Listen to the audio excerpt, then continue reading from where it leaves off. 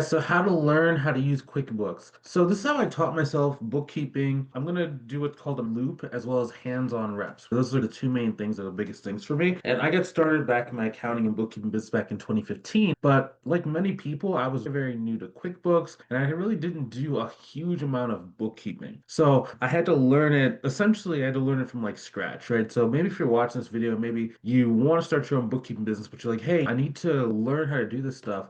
And maybe it's just really overwhelming, all the stuff you feel like you have to learn. I want to give you an easier path to do so you can start getting to what actually matters, which is starting to talk to clients. Now, there's really two types of people that I work with, like in terms of like our mentorship program, right? And if you don't know, like we have a mentorship program where we help other accountants and bookkeepers grow their business the same way that I did. Now, for most people that are coming into the business from like Facebook or school, they already have some kind of accounting experience in general, and they're really trying to learn marketing and they're trying to learn sales and pricing. But for the other 50% of people that we generally work with in our program, they maybe have gotten introduced to bookkeeping someplace else. Like maybe they did a challenge, like a 5 day challenge or something, and they're like, hey, I really am interested in bookkeeping, but I don't really know how to do this stuff on my own. I don't really know what's important. So they're trying to learn how to do this stuff, right? Either way, we can help you. But this video is going to be for people that are trying to learn the bookkeeping element. First, we're going to talk about how to learn QuickBooks. Then we're going to talk about like some of the marketing stuff related to it as well. Number one, I actually took this strategy from when I was studying for the enrolled agent exam, right? So this is the same strategy that I used when I was preparing for that. It was a lot of practice problems. Okay. So how I usually like to study for quizzes nowadays is sometimes I will read through a little manual and I will write down like the most important parts. Then I will take practice questions, and then on my practice questions, the ones that I get, I need to know exactly what I did wrong so I can be able to ask questions and get my understanding. So first things first, when it comes to doing this, a lot of people are going in like this QuickBooks like certification zone, which is not bad, but you really need to know the underlying skill set of bookkeeping, like transactional bookkeeping, like how to do a bank rec, right? The first thing I did was actually go and open up Excel and I started taking the PDF version of my bank, like my personal bank statements, and started like doing all the categorizations for it and the reconciliation for it. So that was number one. So I was just so focused on doing that because you have to get some kind of practice. Now, I would just work the transactions because it's you're familiar with them already. You basically know, okay, this is gonna be like a home office expense. This is like a grocery expense. And again, it's personal, right? So there's gonna be different than what you do for the business. But just the act of knowing how to do stuff gets you in that mode of being able to start working with clients. Okay. Now, again, if I did have a question, I would just save it and I would write it like on a separate like Google document. Now, one thing that was actually really helpful for me was I went and found a mentor. Now, for this person, I had to pay her a lot of money in order for her to like actually answer my questions and help me out. But it was definitely worth it. Okay, a lot of people like they're trying to do stuff like off just straight off YouTube, or they do all this stuff themselves, and it's just it. I probably would just get a mentor as quickly as possible because there's so much like information that's just not really that important out there. So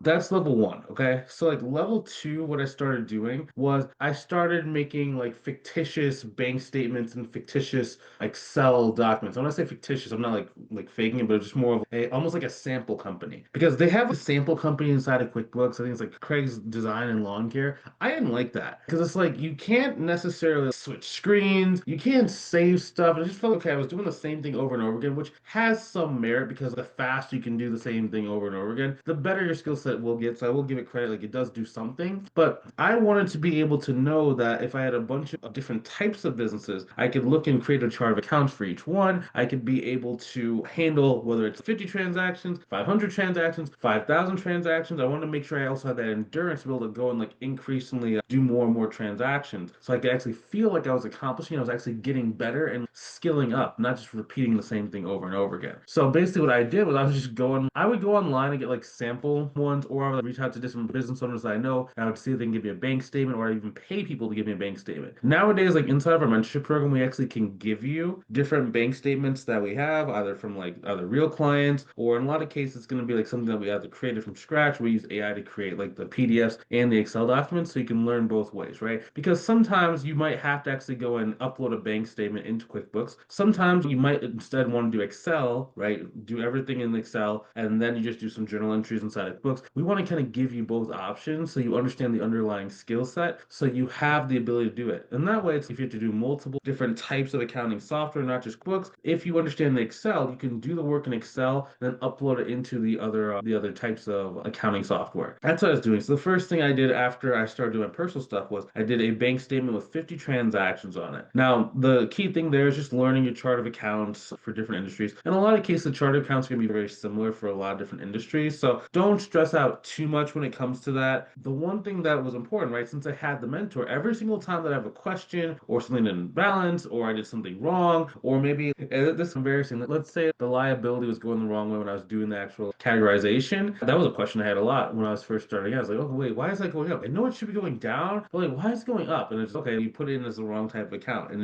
it was just a lot of like fun things like that I kind of learned. And once I understood that, I kept getting better. Then I upgraded to like the 500 transaction one, right? That took me a little more time. I had some questions. I had less of the same type of questions when I was doing that, but I was getting better. Then I did 5,000, the 5,000 transaction one, right? Now, the cool thing about this is that number one, this worked well because it was fast feedback. I didn't stay stuck for like weeks on the same concept. A lot of people like they overlearn. They like get stuck on something, then they go down this rabbit hole to try and make sure it never happens again. So take a deep breath, take a step back. A lot of times with accounting, you're not going to get more done by zoning in and like getting on these minute details. You actually get better by stepping back, taking a walk, calming down your central nervous system, and then going into the work. Okay. You don't want to just sit there and just get overwhelmed because it's very easy to do that in a lot of cases. Now, another reason why it worked because this is like real reps. I was learning by doing. I wasn't just watching videos. I wasn't just doing like busy work. This was like real client books that I was working on. And another thing that was cool is since I understand it, I would actually try and explain what I did to the mentor, almost like I was practicing giving a presentation to the end client. Then I would start recording those presentations, right? And then that's actually something I would send to people, and we'll talk about that in a minute. But it was actually like proof that I knew what I was doing because I could talk through what I was doing. So I actually was recording two different elements, three different elements technically. I was recording myself doing the work, I was recording my calls with the mentor, and I was recording the calls where I was presenting the stuff either to the mentor or just straight to camera so that people can actually see that I knew what I was doing. So then what I would do is I would take the me doing the work and me explaining the work, and I would actually have multiple videos. So since there was 3 to 4 different tests and they would all look like different companies, those were all different like behind the scenes videos of me doing the work. So I can send that to people whenever they're interested in potentially working with me because then they'll be like, oh yeah, I worked with this kind of company, I worked this kind of company, worked this kind of company. And it just makes things very easy for you to start not only having confidence, right, because your skills are going up and stacking up, but now you have proof that you've actually done something. And that's also one way you can overcome like, what if I don't have any clients? It's not necessarily about if someone has paid you to do the work. It's did you actually do the work on books that are equivalent to a business owner's books? If the answer is yes, then you're doing really well. That's one reason why they have the sample company in the regular QuickBooks in the first place, to give you that experience, right? How do I get experience if I don't have any clients? You practice on real books without getting paid, right? This is just better. I like this better than doing free work for people just because I can do this on my own time and like I can do it on my own schedule, I can do it at my own pace, and there's not as much scrutiny with that, right? So one tip, anytime you have a question or I'm confused moment, write it down like a flashcard, okay? Then get it answered. That's the easiest way. So we actually broke this thing down, actually. All right, so again, so just to reiterate, so what I did, start really simple, create a dummy QuickBooks account online, upload your own personal bank statements first, practice categorizing transactions end to end. Next thing, you can add client style data. So find some sample bank statements. Again, if you're in our mentorship program, we can actually give you these both in the PDF file as well as inside the CSV files as well. And you can import them into the same dummy account. Now, I prefer to, you can either create a dummy QuickBooks account or you can just create like a bank statement that's like from prior years, so will not affect your current year bookkeeping stuff inside of your real QuickBooks accountant's version. Just because like you can't bulk delete transactions to delete each transaction one by one. So if you do a file with 5,000 transactions in one year, that can be a lot to try and delete, right? Then after that, you just start building your own portfolio, right? So you just start building your own sample companies so you can save your work, you run your workflows, you do your bank feed, your rules and reconciliations, right? And you use it as a safe demo for a potential client to kind of see what you do. And you're building up your own portfolio, okay? And then at the end of the day, you can start screen sharing and showing people like, hey, I have client books, this is what I can do, this is what I've done, without actually like revealing or touching real client data. Cool. So that's how I learned QuickBooks. Now, next thing, okay, so once you've learned some Quicks, like what do you actually do to go get your first 3 bookkeeping clients this week? Now, I'm going to give you a simple 7-day plan, right, where we're going to talk about offer, outreach, calls, and close. close, right? Very simple. Four things that you have to do, okay, in order to really start getting this stuff moving. So in terms of your 7 day plan, okay, you want to pick three niches. Now,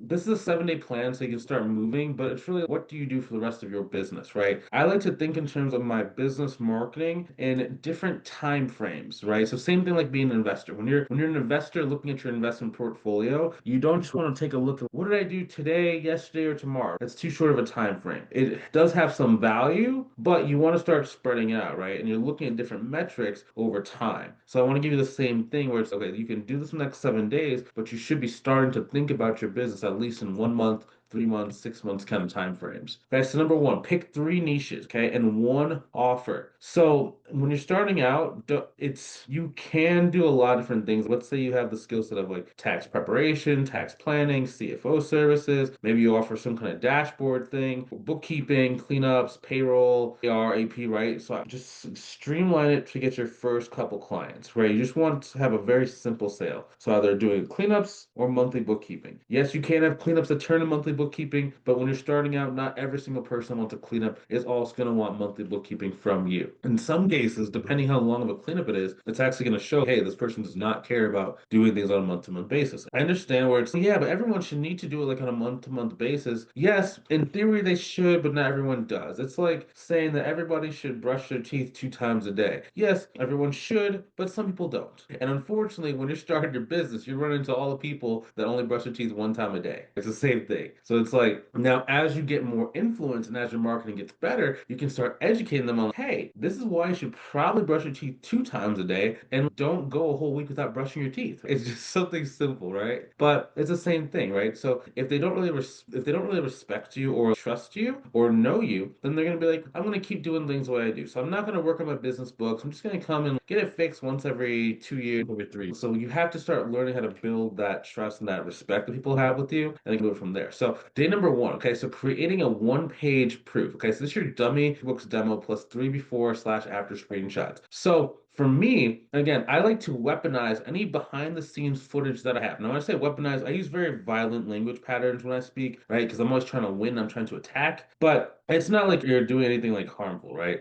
It's just more of I'm trying to make sure that every specific thing that I do, I can use it multiple times. For example, for this video, right? So I'm not only going to be making one video, but I'm going to split this into two different videos. I'm also going to multiply it by four. Shoot. I wasn't recording. So actually, I'm not able to split it by four because I wasn't recording this the first half of the video. But okay, so in terms of like our 7 day plan, right? I want to make sure that every unit of time that I spend is being multiplied by as many times, right? Again, so right now, depending where you're watching, you're going to see a PowerPoint presentation on screen, or you might see just me talking straight to camera, right? That's two different angles, two different cameras I'm going to use. And then I'm going to actually give the PowerPoint presentation away for people to get them to want to work with me for free. Then I'm also going to maybe cut this into multiple 1 minute reels that I'm going to maybe put on Instagram, right? Now, the reason why it's important is because the same thing with my accounting and bookkeeping stuff. If I'm doing practice work or practice books, I want to then put that on, we call it a landing page. So a landing page could be as simple as a Google document with two like videos stored on Google Drive, right? So you don't have to publish it to a YouTube channel. I prefer to publish it as unlisted to YouTube channels so you can send people to it so that like in the future, if you want to make more content, they can start getting a better understanding of it. But yeah, just making it very easy for people to get a feel for that and to get an understanding of that. But number one, okay, so all I need to do is just get a Google document. I need to have some way that people can click a link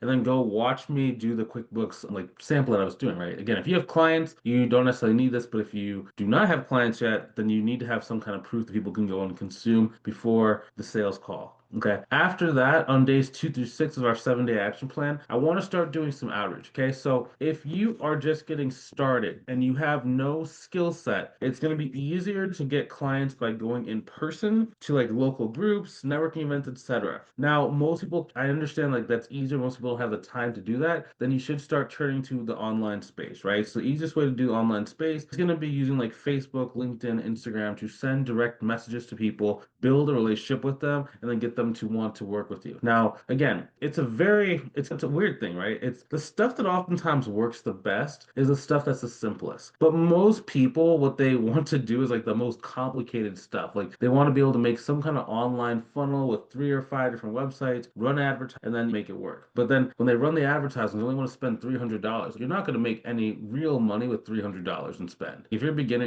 it's not going to work the way that you think, right? So oftentimes advertising, your first probably $500 in any ad campaign is going to be spent on what's called learning, right? So whether that's if you're, let's say you go on a platform like Bark or Thumbtack, it's like first 500 people you're gonna spend money on are probably gonna be trash. Just being completely honest, give me a bad phone number. People who don't know why they need your help. It's just really bad. And same thing with the Facebook leads. So with Facebook, there's something called a pixel, right? So a pixel is basically a machine learning like communication engine, right? Where it connects to your website or wherever you're sending people, and then it tells and relays information back to Facebook saying, hey, this person went on the bookkeeper's website and did this action, spent this much time, and booked a call. Facebook then goes, oh, okay, so this person might be good. Or if someone came in for 5 seconds of bounce, like this person's bad. So in the beginning, Facebook's going to need to spend money to get that information to start getting better data. After it hits that initial spend quality, then you're going to start getting better quality leads over time. But in the beginning, you have to spend more money. So if you only spent $200, $300, it's not enough to exit that learning phase to actually start getting the right types of people, right? So it's like the advertising stuff is a lot more complicated than just learning how to go in and find the right person, build a relationship, and then get them to want to work with you, right? That's going to be easiest. Now, if you have a lot of time to do this, if you have 2 hours a day, okay, that means that you can maybe spend 30 minutes on Facebook, 30 minutes on LinkedIn, 30 minutes on Twitter, 30 minutes on Instagram. And like that would be a pretty good start. If you're anything like me when I first got started, I didn't have a billion hours a day to do this stuff, right? I maybe had 1 hour that I could maybe sneak in during work, and then I would be able to like from 7 to like maybe 10, I would have to be able to start doing a lot of the social media stuff. So at the end of the day, it was like 4 hours a day, but 2 of those hours would have been me practicing my book. I didn't have that much time, right? So if you're doing the DM style really like effectively, it can take you like 15 minutes on LinkedIn, 15 minutes on Facebook a day, and then throughout the day, you just check on your phone to see if anyone has responded to you and take them through your messenger script. Now, one thing that's very important is like having a messenger script, okay? You don't just want to just do random conversations. You want to think through like where is the conversation going? You don't want to just straight up meet them and pitch them on working with you, but you also don't want to have a 9 month conversation where you never ask someone to work with you. I was talking to a person the other day and she was like, yeah, I was talking with my friends and she was like, I need help with my bookkeeping. And the person was like, I'm your friend. Why are you not asking me to do your bookkeeping? And then she goes, listen, 4 of the people that are like involved, right? That's not good. So you need to make those call to actions very quickly because even people that like you, they might not actually think to go with you to start. It's not a foregone conclusion. Same thing people you meet on the online space. Like they don't really, there's no loyalty necessarily to you that's going to cause them to work with you unless you create that opportunity yourself. Okay. Now, when I do this, okay, I'm always thinking about keeping it personal, keeping the messages short. Okay. You want to almost be like a text message. You don't want to feel like an email. Where a lot of people make mistakes when it comes to messaging on LinkedIn, they make their messaging seem like an email. It's, dear name, enter 5 paragraphs, sincerely, boom. Okay, that's not the way you do it. No one's gonna read that. People are just like, no. Do it more like a text message, very short, very punchy, 1 to 2 words per sentence, etc., etc. So suddenly like small bursts. Like sometimes you'd be like, hey, how's your day? What are you doing today? What are your plans for later? How are things going? Boom, boom. That's four messages right there, but it's like very quick, very simple, very easy for them to respond to. When I'm asking a question, I need to make sure the question is very clear that it was a question. Put a question mark behind it. Okay. If I'm ever messaging someone, every message I send always ends in some sort of question. Okay. It's always a question, right? Because you can't expect for someone, if someone does not understand what you're asking or what you're expecting from that message, the likelihood they're going to reply is very low. I was talking to someone the other day and she said, hey, this is great to meet you. Nice to connect. And she's like, no one's responding to that. I'm like, what are they supposed to respond? Thanks. Great to meet you. How's your day? No, that's not their job. Their job is to kind of stand there and wait for you to message. It really depends, right? Like in like life, I sometimes like with this messaging and like sales stuff, it's very similar to like dating and stuff, where it's if someone walks up to the other person, right, your job to communicate with that person and engage them. It's not like it's very awkward for you to walk up to someone, say that you're interested in them, and then get mad that they don't put in 90% of the effort to do all the work for you. It's not very realistic, right? But it's the same online. They don't know you. They have no reason to want to talk to you. You have not necessarily earned their trust. You have not earned anything from them, so they're not really indebted to doing that. They don't owe you the conversation, right? So it's like you have to be able to learn how to keep talking, keep getting the conversation going, so that people are more willing to respond and be engaged and actually want to move forward and talk with you. Okay, if you can get good at that, then you should be good. I'm always thinking in terms of three process, right? So I'm thinking of getting conversations started, finding their problems, inviting them to a sales call. Very simple. When I'm invited to a sales call, I like to keep it very short for the first call, 15 minutes. You're asked about the pain. You're just talking about what's your process. You want to give a price quote range, and then you want to get access to the book. After that, you have a same day follow up. So any person that maybe did a sales consultation call with you and did not purchase on the phone, you want to send a recap, a proposal, and a start date, right? So just making it very easy for someone to get started with you. Okay. If you learn anything from this video on like marketing, you have to make the next step very easy, very anticipated, and very direct. You can never leave time for guesswork. Okay. When I send a friend request, it's very clear what the next step is. When I ask a question about their problem, it's very clear what the next step. When I invite them to a sales call, it's very clear. When I get on the sales call, it's very clear. When I ask to see the book, it's very clear. When I give them a price quote, it's very clear. When I follow them, it's pretty clear. When I schedule the proposal, it's pretty clear. When I schedule the start date, it's so clear. There's no guesswork. Now, you're not going to have this overnight. Like, it's a skill set that you're developing, right? You're not going to have this overnight if you're doing stuff on your own, but it's like you can build the skill set. Don't get discouraged if things are not moving proper or like effectively or properly when you're first getting started, right? If you're doing this on your own, you have no one mentoring you, you have no one like doing this and just learning the stuff off YouTube videos, it would be very unreasonable for you to think that you're just going to master this stuff. I taught this one person the day and she was a little bit cocky. That's not, I talked to a person 2 months ago. She was, again, a little bit cocky. Oh,